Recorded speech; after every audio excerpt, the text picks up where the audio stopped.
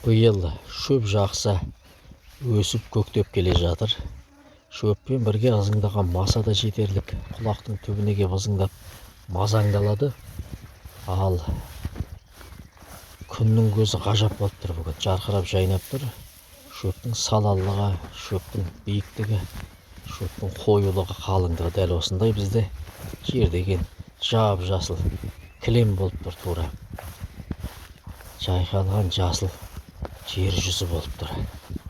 Анау жерде кішкентай көлшік бар, о көлшікте балық бар екен.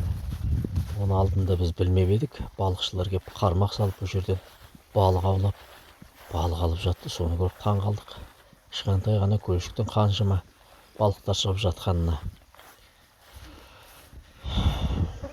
Масаны көрдіңіздер ме? Міне, маса деген ызыңдап бір орында тұрғызбай тура мазаны алады кәдімгідей. Аз-аз етіп келеді, дыз-дыз еткізіп шағып есінді шығарады. Масадан қорыққанымыздан қашамыз енді, бір орында тұрмаймыз. Бір орында тұрып қалсақ кәдімгідей маса шағады. Сондықтан үстімізге курткамызды киіп, басымызға бас киімді басып киіп алғанбыз, маса шақпасын деп.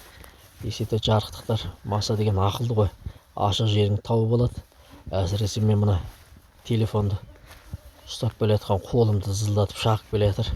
Анау көлеңкемді қарасаңыздар, ана үстіме қалың қып киім киіп алған.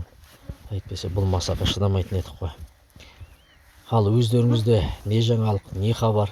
Сіздер жақта жердің жағдайы қалай? Шөптеріңіз өсті ме, көктеді ме? Малдарыңыз, төрт түліктеріңіз тойынды ма? Жылқыларыңыздың, қой, сиырларыңыздың, түйелеріңіздің жағдайы қалай? Қалай болып жатсыздар? Айта отырыңыздар.